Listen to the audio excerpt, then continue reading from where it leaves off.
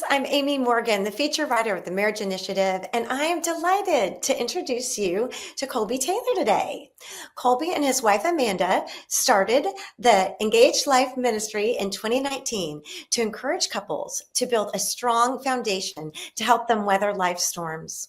Colby's a former pastor of Life Church in Oklahoma City and worked with Young Life for 10 years. He's SYMBIS certified and performs weddings and premarital counseling.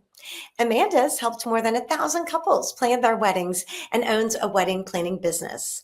The two share their story of how they overcame postpartum psychosis to encourage others in their book, From Playgrounds to Psych Wards, which I happen to have right here.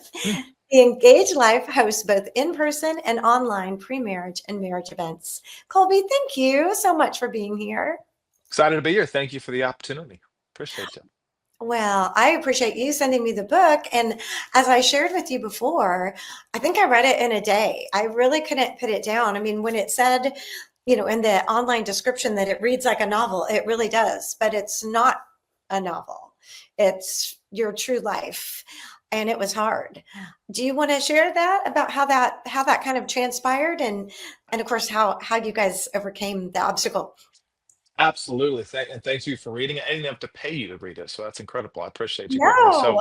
So we had we had about 12 years ago, my wife and I walked through the postpartum psychosis like you talked about, and we had four kids. Our fourth one was born prematurely, but he was okay. He was in the NICU, and about 7 days after he was born, I was checking my wife into a psychiatric hospital where she was eventually diagnosed with postpartum psychosis, and that began the year and a half of depression, suicidal thoughts, high anxiety when she was out of the psychiatric hospital.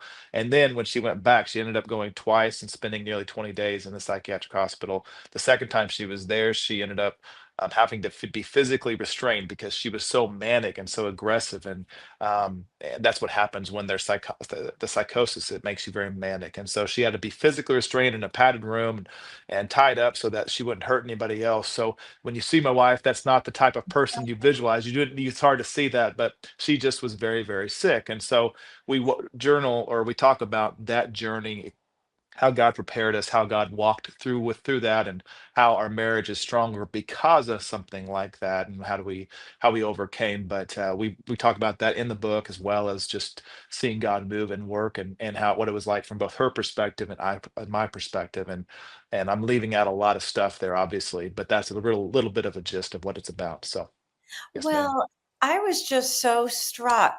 First of all, how horrifying that would be because, so many people don't talk about mental illness, in the church and society, whatever, but it's something that it was like absolutely, it's like when someone has cancer, it just happens. It's not through any fault Yeah. of your own. And it's the same thing. You don't expect you're going to have your fourth healthy, your fourth baby. And all of a sudden, something that never happened before is just going to descend, but you're every bit as sick. It just looks different. And somehow, sometimes people aren't as sympathetic or empathetic. They just are scared or they don't understand. And so you guys had to deal with that stigma as well as the reality of just the details of what was happening. Yeah, and stigma is real, and anything that people don't understand. I think that mental health world, there's a lot of people that just think, hey, just get over it. Like, why can't you just make yourself better? And Yeah. that was walking through that with my wife, and by the grace of God, we've not had anything happen since that time. We've had two more kids, so God's protecting us and watching over us. But there is a there is a stigma, like you said, and learning to say, hey, this was not something that we caused, it's not something that we did, but we need to have a voice. We need to talk about it so people can understand, hey, this is something that is real and it is treatable. It is something that you can work through, and it doesn't have to ruin your life. And we hope to be a voice in that aspect of things. Well, and the other thing that was so in the book, I mean, you guys both kept extensive journals. So you were able to really refer back to your details and your emotions about the details. And Mhm. over and over, you just drew a line in the sand and you were like, this is my wife in sickness and health. I'm here. I'm going to do this. And not just I'm going to stay, which in and itself, I mean, for some people, again, it wasn't like it was over in a weekend. For some Yeah. people, there were probably people who told you to walk away for your own self or for the children or for something or other. But over and over again, I was struck by not only did you just stay because it was quote unquote the right thing to do or because you were a good Christian, you were committed to loving her through it, even when, some of the things that she inadvertently did, she couldn't help, but still they didn't look very lovable. Yeah, well, you're dealing with someone that isn't very lovable at the time because she's not like herself. And Right. we tell people that, and Amanda will tell you the same thing. I feel like I lost my wife for a year and a half as she lost herself. And most marriages that walk through something like that will not last. They will not stick it out. But we believed on our wedding days that on our wedding day that the vows we make for better for worse, sickness and health, rich or poor, till death do us part, those weren't just empty words. Those were words that we were committed to and saying, hey, no matter what happens, even if this sticks around for the rest of our marriage, I've committed to this. And this is something before God and before man that I've said this is important, no matter what. And that was something we were we believe in strongly. And so that helped kind of buoy, if you will, along with God's strength and grace to commit to walking through it. And you're very gracious to me. And in the book, it does talk about the things that some of the better things that I handled, but there's a lot of times I didn't handle it very well at all. And by the grace of God, am I here being able to talk to you and share the story with you? But yes, we were committed to making it work no matter what. Yeah. Well, I mean, and of course, both of you. I mean, Yeah. I Yeah. just really struck by how many times you just said, I am going to love her well. Like and one of the things that you tell in your premarital and marriage counseling, you kept your date nights. Yeah. That's something that you use now as that you tell people as part of their, their marriage walk is you kept your date Yep. nights, Yeah. even when they were not always as fun as you would wish that they would have been. You did. You kept going and you guys kept working on it. Yes, we did. I mean, that's what marriage is about, right? No matter what, when you want to get better in your marriage, you're going to have to walk through the challenging things in life, and that's what makes your marriage better. And so, pursuing my wife in that season and her fighting for her own sanity, working hard in that context is what we were supposed to do and what we're called to do. But yes, I was going to continue to pursue my wife because I love her, I care for her, I want our marriage to last. And that was important. Yeah. Well, now this was a very significant struggle, but everybody, every marriage, my husband and I, we've been married 30 years. Every marriage either has gone through something or will be going through, and probably there's mountains and valleys in every life and every journey. Oh So yeah. really, even Oh yeah. though this particular book is applicable, it does really shed a light. And I think any couple that's ever had a struggle in their family or in someone they know with a mental illness, it really helps reduce the stigma and unpack that, and also really sets a precedent of how to love someone even when, maybe somebody's struggling with cancer and they may not be their most lovable either, but how Yeah. to really do that. So again, it's so much more. Your model that you put forward in your book and also translate into the engaged life really applies for marriage champions and couples. So let's talk about that a little bit. Mm. One of the things Mhm. that was really important, you and Amanda, you guys started on a firm foundation, and that's something that you're really trying to help couples do with the engaged life, correct? Yeah, we believe that a firm foundation, a strong foundation, honestly, is lacking probably more than it is something that's normal anymore when it comes to newlyweds. So Amanda is a wedding planner. I do our marriage ministry full time, and then we kind of partner in both of those worlds together. But yes, building that foundation for Amanda and I was essential when it came to pre-marriage and having conversations and learning what it looks like to be a loving husband or a loving spouse, and having great examples of that growing up from our families, which I understand not every couple has, but there are ways of finding that out and seeking that. You also have to work towards discovering some of that. And so with the engaged life, specifically when it comes to engaged couples, we want want to teach them, hey, this is what it looks like to build a strong foundation and what it looks like to continue to build on that foundation. So giving them tools and giving them questions and having opportunity to sit down with not only Amanda and I, but also other mentors that we trust and we've trained to say, hey, these are some people that you need to sit down with to learn what it looks like to be a loving husband or a loving wife to make your relationship last a lifetime, for sure.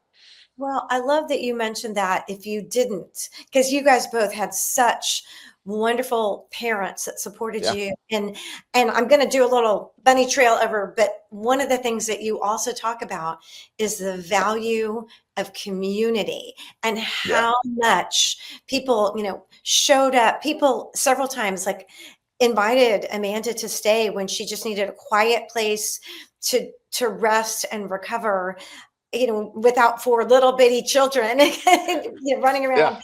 But The I mean, chaos, the yeah, glorious chaos. Yes. beautiful chaos, but sometimes could be too much. But people brought meals, Yep. so many people. And you talk about, having that tribe. And I know as our marriage champions, we can be that tribe to others. We absolutely can. It's important. And I would even say that for a lot of couples, the temptation is to think that you can do this all on your own and that you don't need anybody to get through that. But A, there's no biblical example or model of that anywhere. If you look in the Bible, there's always people, it's always community. And if Amanda and I had not had a community when we walked through what we walked through with her psychosis, I would don't think I would be here talking to you, at least not in the right state of mind. I would probably be completely just all disarray because there's so much that they did for us. Even the fact when my son was in the NICU and I couldn't get up there to hold him and to feed him because I had to go see Amanda in the psychiatric. We had a group of people that would go up there and feed him and take care of him. Just doing things like that is what community is about. You don't know what's going to happen in your marriage. You don't know when things are going to get hard. But if you have a group of people around you and that are caring, whether that's family, friends, community, that are caring for you, loving you, you're going to have a much better chance of getting through most anything that comes your way for sure. Well, I think that's just a real challenge for us to remember as marriage Yeah. champions, especially as our society has kind of gone through a disconnecting time Oh after yeah. the pandemic. So many people sometimes are you're reluctant. Oh, I don't want to intrude. Oh, I don't want to, oh, I don't want to be embarrassed, whatever. You know, Oh yeah. I always say a kindness is never the wrong thing. And if somebody Yeah. takes it wrong, then that's really their own fault. I just really think because you are just a testament about how much even the little things, even a meal, even a going Yeah. up to sit with the baby in the NICU, how that and that's in all ages and stages. You could be not able to do a whole lot of it, or just even the prayer warriors that surrounded you in prayer. Yeah. If you're somebody who's not mobile but who still has a heart for marriage and mentors, you can be the prayer warrior if you can't do Yeah. it, if you aren't able to get out and do other things. No, you're true words, wise words right there. Community is absolutely essential. And whether it was, like you said, they're going and giving us meals or taking care of us in that capacity, or they're encouraging us or through a call or phone call or an email or text, or they're taking care of the kids, or even going up and seeing Amanda when she was in the hospital, or holding Asher like we talked about. All those, it's amazing to see how God uses community to build you up and make you better and your marriage better. We weren't supposed to be an island. You're supposed to, or a rock. You're supposed to be on the rock, on Jesus Christ, and you're supposed to develop from there. And He's supposed to grow the community of people around you to make you better. It's all over the Bible. I mean, Jesus had His disciples as well. And community is absolutely essential. Yeah, and being a mentor, because going back to where Yep. we started was not everyone had the parents that you guys had Yeah. that were such a good example. And so sometimes we have to find our examples elsewhere. And so for our marriage champions learning some of these things, and for our engaged couples and our young marrieds looking Yep. for those mentors and our marriage champions. So tell us, let's talk a little bit more Yeah. about what you do with the engaged life and the things that you share with the engaged couples. I know you're SYMBIS certified. Send certified, which I really enjoyed that. It's a great platform and a great tool to be able to kind of structure my talks when it comes to the couples, whether they're engaged or they're married. I'm a big fan of Symbis, for sure. And then we have an event for pre-marriage called the Engaged event, which is a 4.5 hour pre-marriage workshop that man and I get to walk through the couples. And here in Oklahoma, I know Texas does the same thing. You do get a discount on your marriage license if you go through pre-marriage. So we're like, how do we make this as intentional and as informational as we possibly can, but also not take up a whole weekend? So they get the chance to sit down with, we joke that we get to teach everything, and then we send all the hard questions back to the tables where marriage mentors are engaging with these couples that are engaged, newly married, or seriously dating, and getting the opportunity to do that. We believe in that. We want to help them build that strong foundation. And like you said about community, it's a great opportunity for them to get connected to other like-minded couples and mentor couples as well. Hopefully that will last a lifetime. So we do that. We have for marriages, we have Replenish Retreat, which is our marriage retreats. Is another 4-hour event where couples can come and just get restored and refreshed.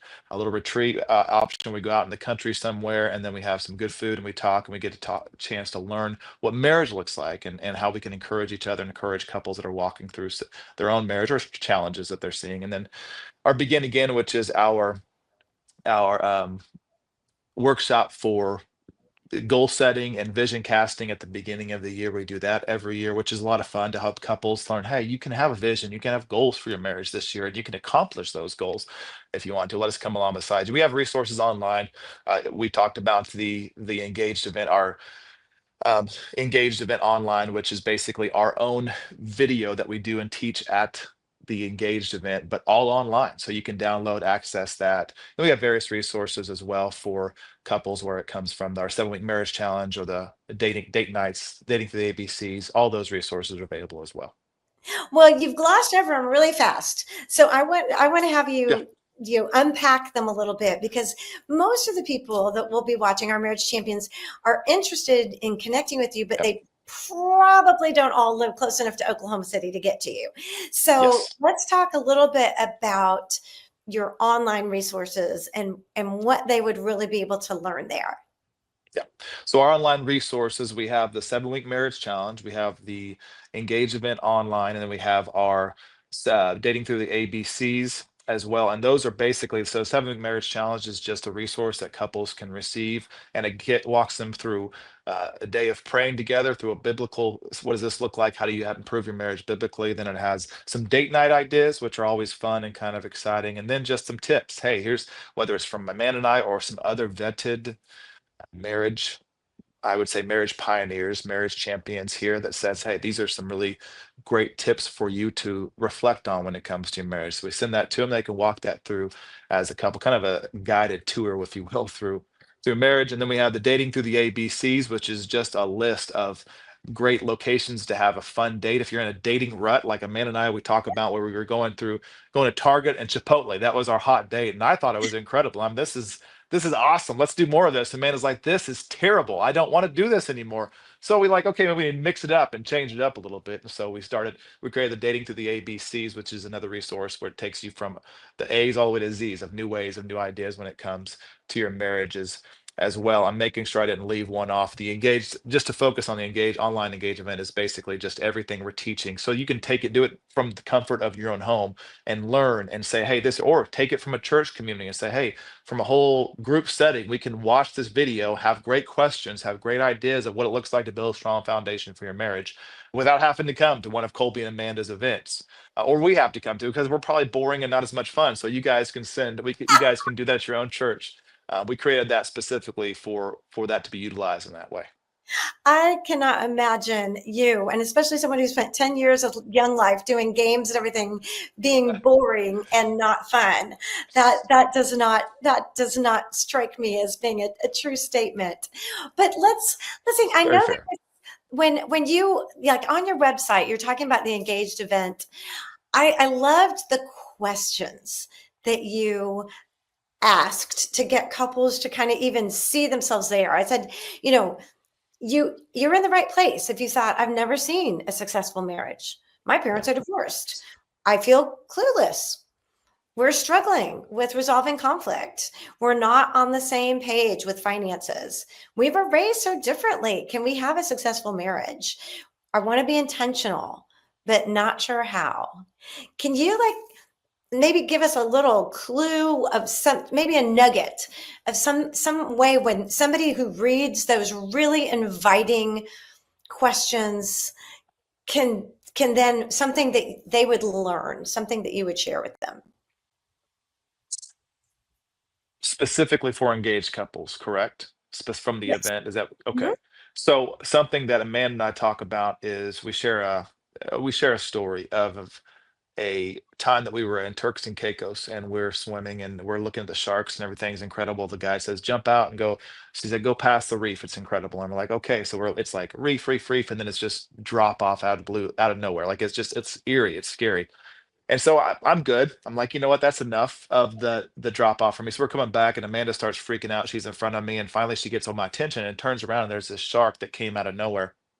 And it comes swimming towards us, and in my mind it's like, hey, it was like a monster, like a great white, like Awesome. like Jaws. And I remember it comes right in front of me, and I see the yellow eye, and it goes away. I get big as much as I possibly can. I'm freaking out, and I do think in that moment, because it disappears in the blue, like if I could possibly just, I think I could outswim Amanda back to the boat. So if it does get one of it, I'm not proud of that thought, but that did cross my mind. And we get back. I probably had to change my wetsuit. I don't know. It was super intimidating. We share that story because so many couples get so comfortable in marriage, get comfortable in their relationship, that you forget that it's about taking risk. It's about jumping out of the boat and going out to the deep, deep blue where you don't know what's going on, and experiencing what God has to experience for you to experience when it comes to your relationship. And that's trusting Him and doing things that are going to take you outside of that boat and taking those. So we encourage couples not to get comfortable, continue to grow, not become complacent, because that's truly where you're going to get the best for your relationship, is when you're growing together. Yeah. Yeah. And committing to growth.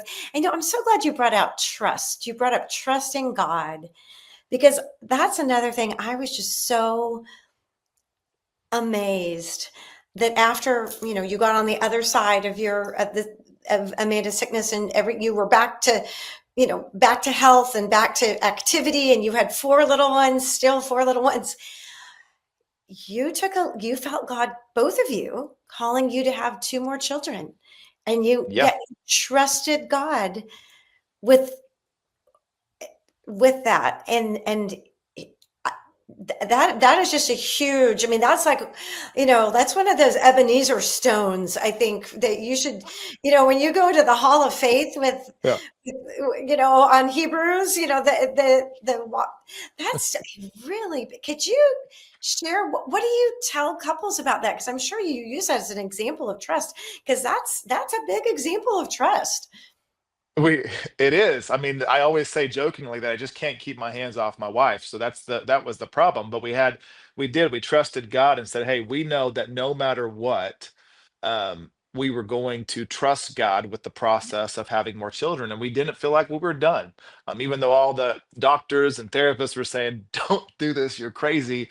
If you do this, something's going to even be worse this time. And those were legitimate conversations. We're like, no, we trust God, that He's bigger than this disease, that we have everything in place that we need to protect us, that we've done what we need to do, our due diligence, and we're going to trust God and have a couple more. So we did. We have two more beautiful boys, and Yes. we are very thankful for them. Yes. And I mean, what a testament.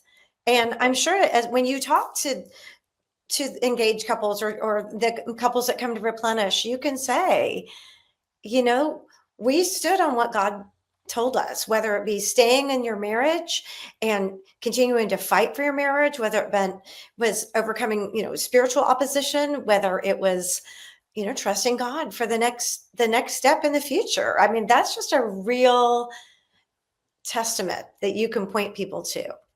Oh, absolutely. Yeah, we want to encourage couples when it comes to whether they're married or engaged. Like, challenges are good. We side with, like you said, you agree, like it's easy to get away from. We want to bury them or not talk about them and say, oh, let's just hopefully it goes away. But that's not how what we're supposed to do. You're in marriage. You're supposed to lean in and you're supposed to engage and walk through the challenges together. Yeah. And you write some version Bible plans too. Yep. Yeah, we have a couple, one for men, and then that one was partnered with, both of them have been partnered with Awesome Marriage and Dr. Kim, who I know you're a big fan of. Yes. He may not claim me, but I'm a big fan of him as well. And then Amanda has one for the postpartum mom as well, and both of those are available on YouVersion. And then we're working currently on one for our book and another one for pre-marriage as well. So we're always something going on for sure. Oh, yes. Well, going back to your marriage challenge, I liked that, and it could be premarital or for people who are married, the people like that come to the replenish retreat, Yeah. right? They can get it's Yep. something that it's an email. Tell me how that all works. We have our weekly blog that we send out to everybody, or email that we send out to everybody, and just tips for your marriage. It's usually something that's less than 30 seconds for them to think through. Maybe closer to a minute, just of ideas. Like this week was over communication. I actually got to steal some and brag on Scott Kadersha, who I'm a big fan of as well, and talk of some of the points he made when I got to listen to his. So it's always chances to grow. So I said, you know what, I'm going to share these with our people as well. And so that's just what it looks like. So this was the 8 tips of how to be a better at communicating, for example. And so we just want to help courage and encourage couples to continue to grow and get better. And that's what that blog is. Okay. And is that the one that also includes your like little challenges, your connection ideas, like I know there was a game night or a restaurant road trip. Yeah. So that is part, and it's not part of this, although it's we can send it this way, but it's through our 7 week marriage challenge is the one that has the specific new ideas for date nights or the tips for your marriage and things like that. So Dr. Kim is actually on one of those. So if you're a fan of him, you guys can learn from him as well. Oh yeah, I absolutely am. Yeah, I like the workout date. One of our favorite leaders that we've talked to a long time, several times, the ARPs have been. I think they've been married 64 years, and yeah, I think he just turned Impressive. 85. Yes, and that is their favorite thing is the workout date. They are so cute. They love to go to Orange Theory together. I I won't lie, to be 85 and still hitting, because Orange Theory ain't no joke. Like Amanda does that, and I did it a couple times and said, maybe you do, Amy. I'm like, I am done. I don't ever want to go back to Orange Theory again. So at 85, still doing that is absolutely that's like goals to some degree. I'm like, holy smokes, and still being married for 64 years. I just so many goals. Maybe I'll catch them some point in time. Yeah, they are. They are just, and they'll every now and then they'll send me a picture of like they hold a little brag board up of their workout date. So that's definitely one of my favorites. What was your favorite? Do you have a favorite one of any of those tips? I like trying new restaurants, just randomly saying, "Hey, let's go to a different one that we haven't ever been to before," and something that's not normal. Like I kind of get into a rut, so like anytime there's food involved, I'm going to be a big fan of it. So that's one of my favorites. Like, hey, today go to a different town, maybe even, or a different restaurant and try that. Yeah. Have you tried any interesting food lately? That's a great question. Have I tried anything lately? Hmm? Um, my sons, they brought home it was Oh, I'm blanking on it. It was something completely random that I was like, that is, well, I'll tell you one that here's another one, but the blackberry Dr. Pepper, it's not a food, but it is. Have you tried the blackberry Dr. Pepper yet? No, that Not kind a, of not scares a, me. I'm indifferent. I wasn't a fan of it. So that was my most recent random food try lately, drink try. Interesting. Yeah. It's Give interesting. it a whirl. Tell me what you think. I don't know. That wasn't a glowing endorsement. Definitely not one of the top 5 of soda or soft drinks for me, but I think it's worth a shot. We got to at least give her a try. Okay, well, we'll think about that. Oh, well, any other future plans? I know you've been revamping a few things and you've got some things in the works.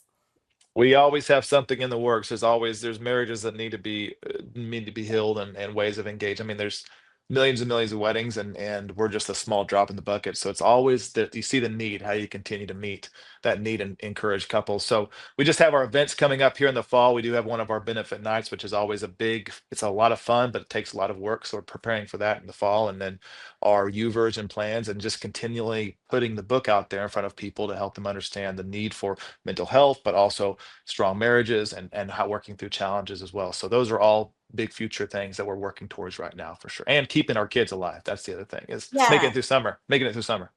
Oh, yes. Because what are their ages now? 15 through.